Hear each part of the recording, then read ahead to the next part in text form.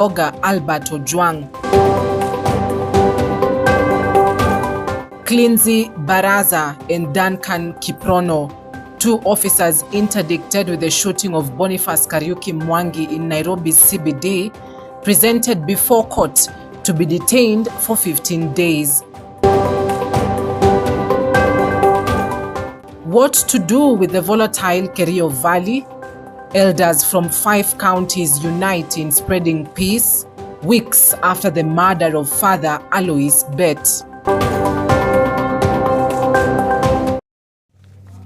Welcome to the broadcast. Our sign language interpreter tonight is Laura Omondi. You're in safe pair of hands. My name is Cynthia Nanjala. 2 police officers arrested on Tuesday night following a shooting and injuring of hawker Boniface Mwangi Kariuki were arraigned at the Milimani Law Courts. The court ordered the 2, Clinzy Barasa and Duncan Kiprono, to be detained for 15 days to allow the Independent Policing and Oversight Authority IPOA probe into the incident. Masinde Baraza and Duncan Kiprono were captured in several videos assaulting Kariuki, who was selling face masks to members of the public during Tuesday's Nairobi CBD demonstrations. The protests were sparked by the death of teacher Albert Ojwang, who died in police custody at Central Police Station. A source familiar with the investigation stated that the officers surrendered the clothes they were wearing on the day Kariuki was shot. With counsel for both respondents.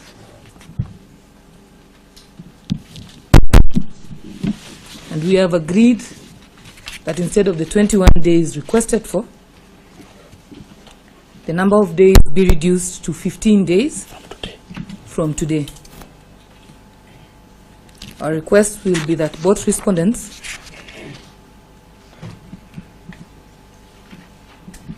be detained at Capitol Hill Police Station. Confirm that that is the position that we agreed, the terms of the 15 days for the accused to be detained in Capitol Hill Police Station so that the prosecution can undertake their investigation. We pray that the gadgets for the suspects be protected, because you know we had an incident yesterday about the compromise of the gadgets. Once the investigation team takes over, we pray that the same this time be the same is ensured that the same is not compromised. We'll adopt a compromise by the applicant's team, and also since it has been considered by the respondent, so the 2 respondents will be remanded at Capitol Hill Police Station for the period of 15 days.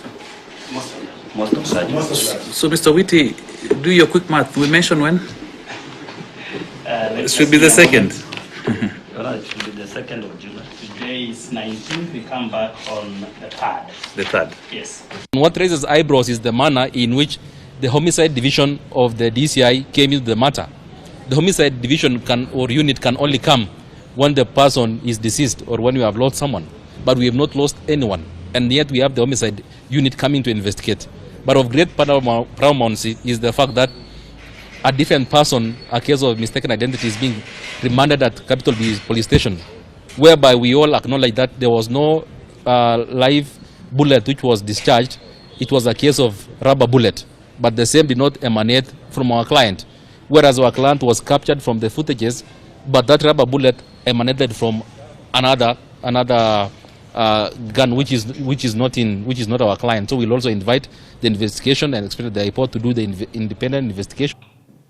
You know, we're having a conversation around the newsroom on just how the defense lawyer, the lawyer that has just spoken, will have one of the most difficult tasks to represent their client in court, because number one, this is a case of public interest. Everyone will be having their eyes in court. And then there's evidence on footage. And so when he says that the bullet that shot the young man was not one that belonged to one of the police officers arraigned in court, begs a lot of questions.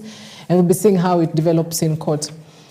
Now, embattled Deputy Inspector General of Police, Eliud Lagat, has recorded a statement with the Independent Policing Oversight Authority in connection with the death of teacher Albert Ojwang. Lagat had earlier filed a complaint against Ojwang, accusing him of publishing false information.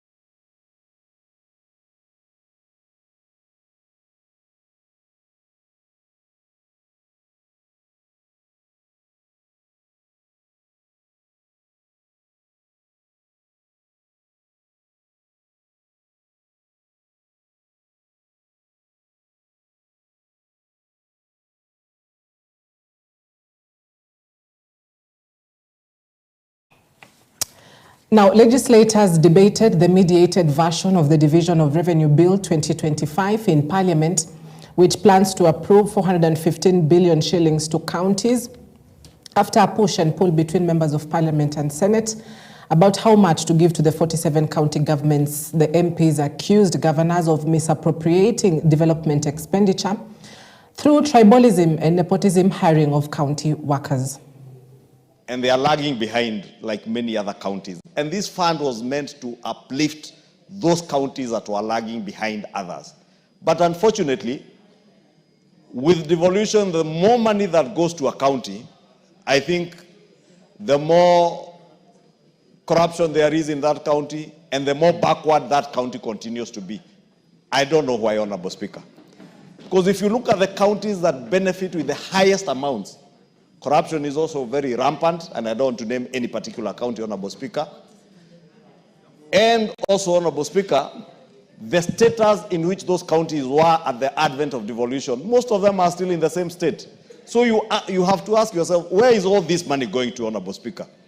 When I listen to the Vice Chair of the Budget and Appropriations Committee speak and allude to some counties, like his county in Trans Nzoia, I couldn't help but imagine these are the same governors who, when they are accused of corruption and EACC summons them to appear before them or they are arrested, they mobilize goons to even ban EACC and police cars. With the way the Senate defends, Honorable Speaker, with the way the Senate defends this allocation or the division of revenue bill, and even the way they push for high allocation to the counties, I wish the same vigor was used to follow the money and see what it does in the counties, Honorable Speaker.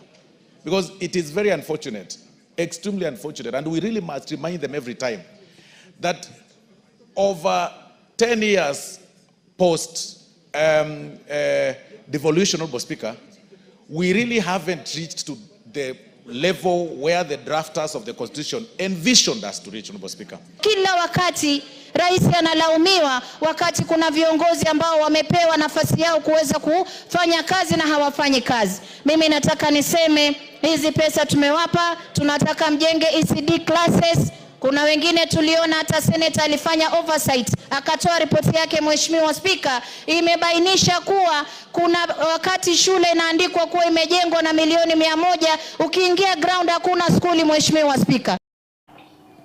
Now, government spokesperson Isaac Mwaura now says Parliament should put in place enabling legislation for members of the public to picket in a peaceable manner, even as he pleads with the public not to provoke police. Mwaura says the nation is guided by the Constitution, which enshrines a right to peacefully assemble and picket, rights that must be exercised responsibly. The government has called for calm as relevant institutions work round the clock to ensure justice is served.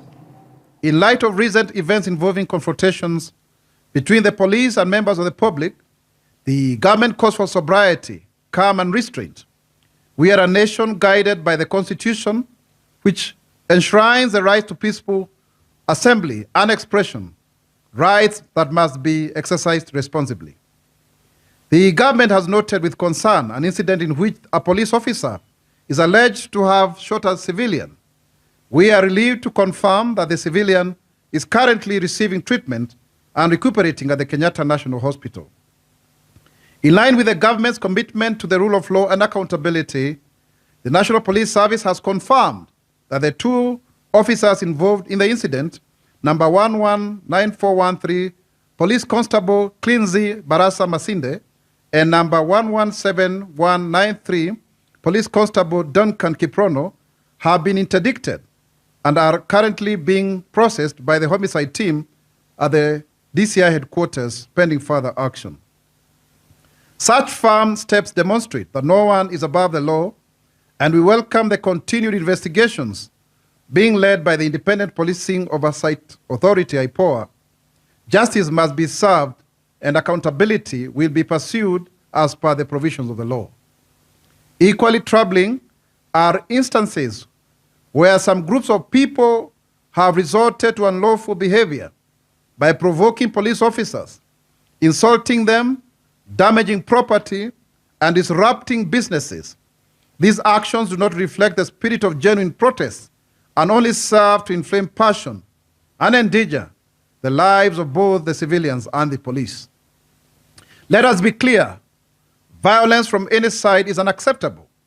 Our democracy gives room for dissent, but no disorder and disobedience, including riots. We must resist the temptation to respond to wrongs with further wrongs. We further urge all citizens to remain calm as a government and allow the relevant institutions, IPOA, the judiciary, and parliament to conduct their investigations independently and impartially. The government calls upon political, civil society, and community leaders to promote peace, understanding, and open dialogue. Now, the Machakos County Assembly Speaker Ann Kiusia has, under a certificate of urgency, moved to court to challenge earlier orders that allowed suspended members of the County Assembly to resume sittings. The MCAs had been suspended for 28 sitting days, and in her application, the Speaker argues that she was not given an opportunity to respond to the allegations made by the 9 MCAs from the majority side. Through her legal team, led by Advocate Danstan Omari, the Speaker is seeking to have the temporary orders vacated, citing material non-disclosure by the petitioners. Omari contends that the MCAs, who are themselves facing disciplinary action, failed to disclose critical facts to the court. Tumeeleza hii mahakama ya kwamba haina jurisdiction, sababu lazima ule mbunge atakayetimuliwa na speaker arudi na afanye appeal katika kitengo maalum kilichotengwa katika sheria. Akishakataliwa katika ile appeal, ndipo atarudi mahakamani. Kwa hivyo hii koti haina jurisdiction. Tunasema mambo zile order zilipeanwa hapa, zilipeanwa bila mahakama kupewa ni nini hasa kilichotendeka. The removal of the speaker has a process known by law. A petition was filed for the removal of the speaker. She has numbers. She controls the majority of the members of the County Assembly. And she has a court order stopping any form of impeachment. We are not in a High Court of Tanzania. We are in a High Court of Kenya that must listen to every petition. It is not a request. It is under Article 165. The judiciary's mandate is to listen, and it will listen. It will speak loudly. Read, if our case has merit, the court will give directions. Anybody who will want to use extrajudicial actions of carrying goons to eject anybody from the position of the speaker, that the National Police Service will take action. Client has been sued on more than one case on the basis of abuse of power, abuse of office, and other alleged grounds by rogue MCAs. Our instructions from the Speaker of the County of Machakos Assembly was to the effect that, number one, we respond to those allegations, and we responded to them very articulately, crushing each and every ground that has been raised with provisions of the law. President William Ruto has asked members of the executive to focus on delivering the transformation agenda the ruling party promised Kenyans.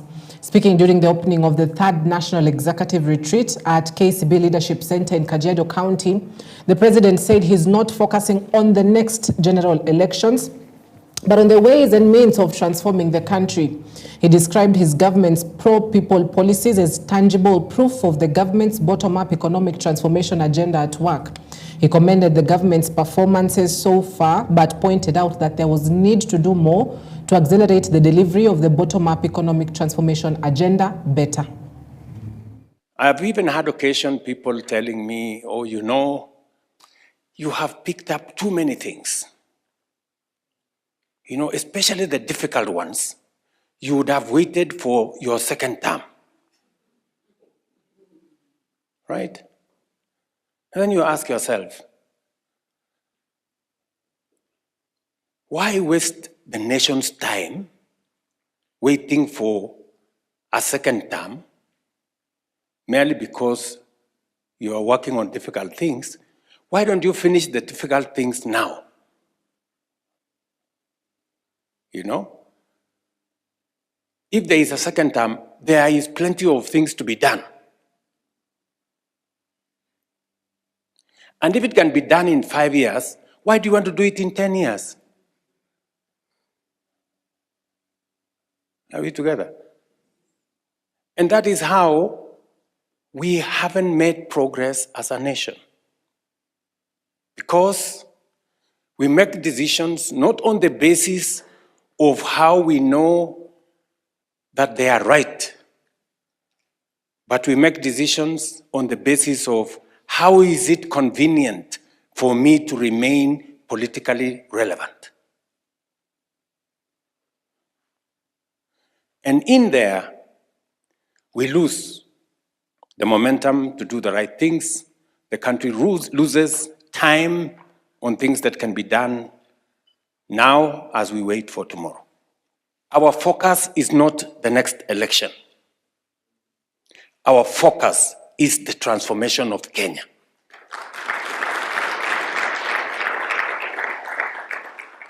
Let me repeat it. We must do what we must do, as so long as it is in the exercise of transforming our nation, the next election notwithstanding. Are we together? Yes. The next election is not our focus. If there is a focus, let it be the transformation, the foundation we are laying so that the next generation can be different. Elders from 5 counties in Rift Valley have united to seek lasting peace in the war-torn region. Speaking in a meeting in Cheptobo, South Keio, the elders urged the government to reopen schools affected by insecurity occasioned by the killing of Catholic priest Father Lois Bet in Kerio Valley, Elgeyo Marakwet County. They urged the government to invest in government development activities in the region and provide job opportunities for the youth. The elders also appealed to residents to surrender illegal firearms to the authorities.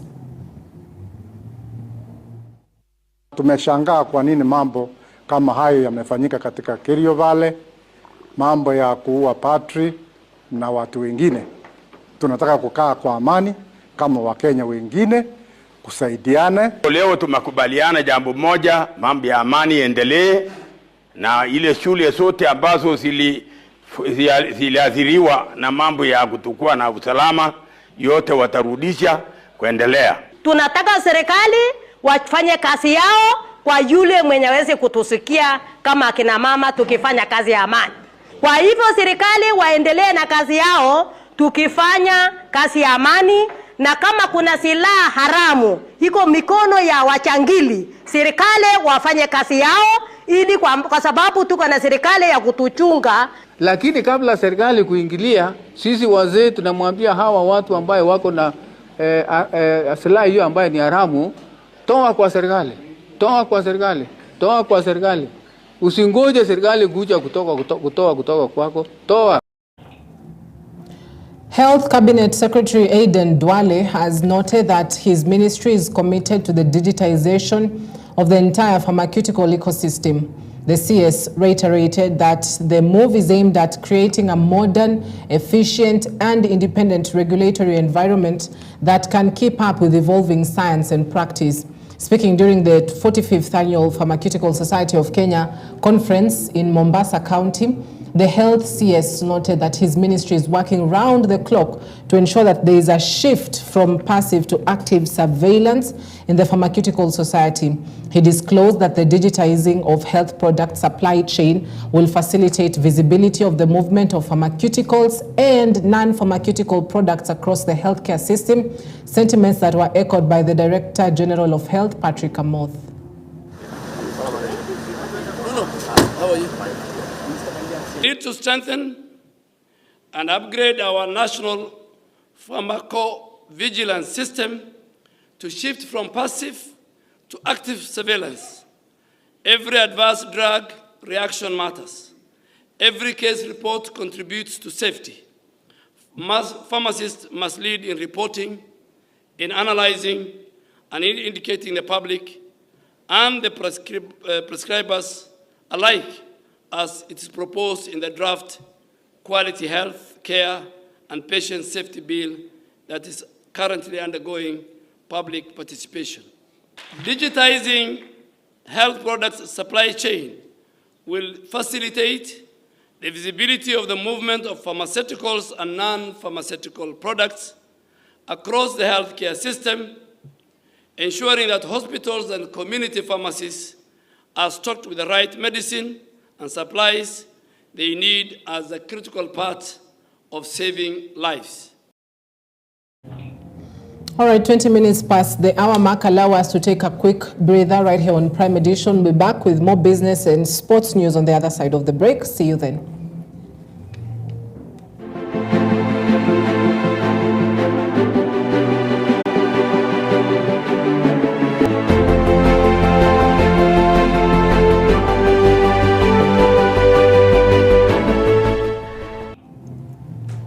Welcome back. Thank you for staying with us. Let's take a look at some business news. Now, Harambee DT Sacco Chief Executive Officer Dr. George Oshiri has revealed that the society's assets have grown to 38.9 billion shillings as the Sacco charts a new course of exceeding expectations in performance, governance, and member engagement.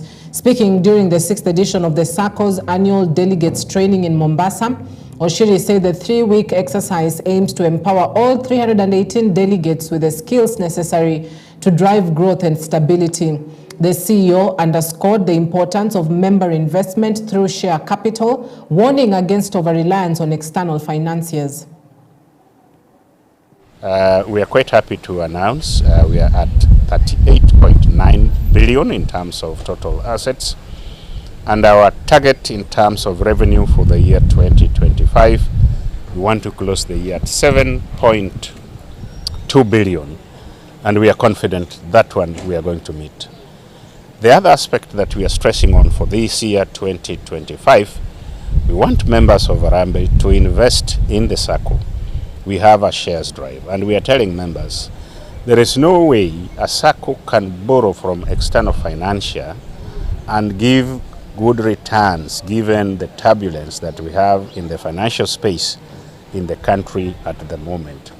We also want to embrace you into the cooperative movement, reach out, save, and we are urging cooperatives to design products that suits the youth.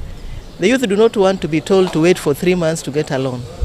I know they want loans on arrival, and that is why I'm telling the youth that these cooperatives have now even designed Karibu loans.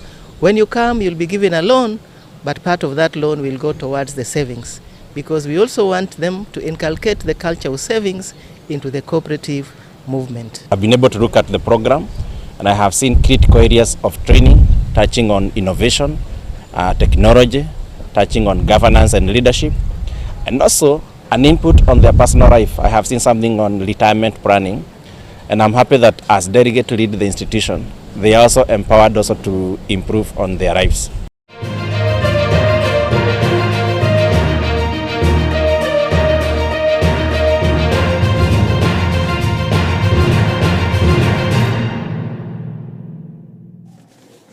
Sports. Western Kenya football defending champions Musingu High School have started their 2025 campaign on a high after beating Mwitoti 2-0 in their opening match before stamping the authority into quarterfinals by thrashing Mwira with another 2-0 margin. Butere girls have also commenced on a high note both in football and basketball 3-a-side. East African champions Koyonzo boys have also bounced back to defend their control in rugby.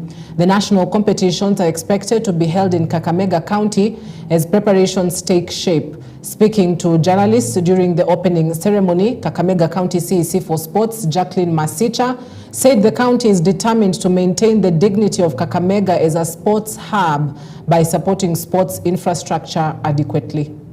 Shukuru God kwa chance ametupatia this year tena. This year tumejiandaa vyema.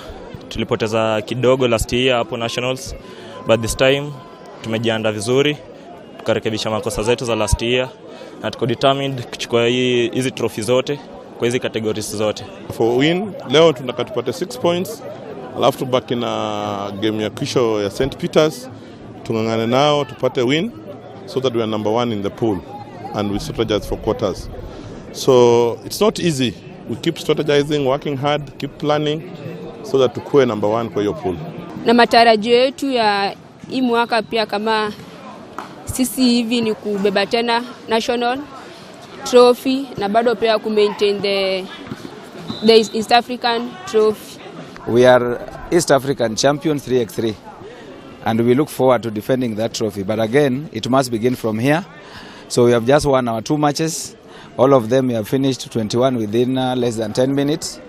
We are hopeful that we want to win this county championship, go on and win the regional one, and then focus on the nationals where I know competition will be very tough. Mwaka huu tumejiandaa vizuri jinsi tunavyojiandaa kwa kawaida. Tuna kikosi kizuri, tuna vijana ambao tunaona kwamba wana uzoefu wa aina fulani. Vijana ambao wamecheza, wengi wao wamecheza nationals, wamecheza East Africa. No, after this, it's also from these games that we are going to get the representation in the Fiesta, of which we are hosting as a county. And plans are underway to ensure that the fields that are marked to host are being taken care of. The major one that is supposed to host the opening and closing ceremonies being Buhungu. And at the moment, Buhungu, the pitch is being taken care of. They have already done the piping. League winners Kenya Police visit Gor Mahia this weekend ahead of a close of the 2024-25 Football Kenya Federation Premier League season. The first-time champions will be meeting the 21-time champions on Sunday at 3 p.m. While Kenya Police have nothing to lose, pressure will be on Gor Mahia to win this game for bragging rights. Police FC wrapped up their maiden league title after beating Shabana FC by a solitary goal in the round 33 match at the Kenyatta Stadium in Machakos last Sunday evening.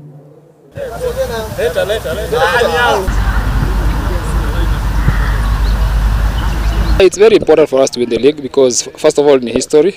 The second thing, management may invest a lot in this team through salaries, through sign-on fees, through quality players. So I think the best way to maybe award them or reward them was to give them a cup. Last season tulichukua Mozart Cup, but it was not enough because I think the quality tuko nayo hapa kwa hii team ni ya kuchukua ligi.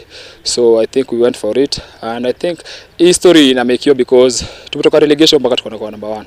So it's kind of a history kwa Police kuchukua ligi, na pia tumetoka a few teams watoka relegations wanakuja kuchukua trophy. So it's another history on top of one. Now, Harambee Starlets are just 1 game away from clinching the Sekafa Women's Championship title following a stunning 4-0 victory over South Sudan at the Azam Sports Complex in Dar es Salaam, Tanzania on Thursday. The win saw the Beldino Demba coached side chalk up their 3rd successive victory to top the 5-team championship that is being played in a round-robin format. Kwenye box anaingia vipasi ndani kwa Afura. Ni Faith Odongo Mboya.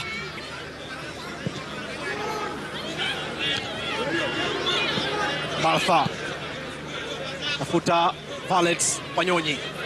Valet Wanyonyi!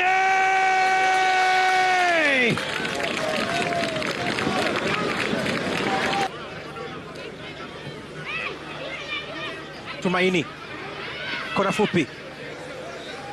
Ile kosi kubwa ndani sana, ndani nafasi kwenye kamba.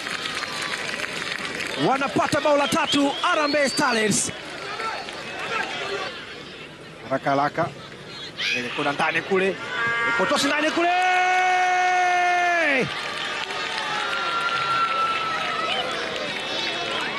Unapokula wakubwa wewe ishia kula wali, nyama waachie wao.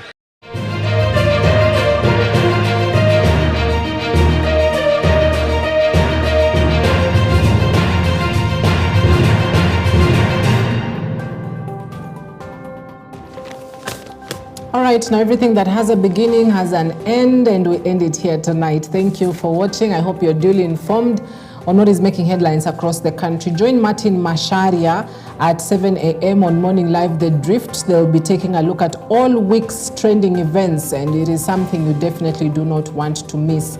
Well, thank you for watching. Our sign language interpreter tonight is Laura Omondi. My name is Cynthia Nanjala. Have yourself a fantastic night ahead and keep warm.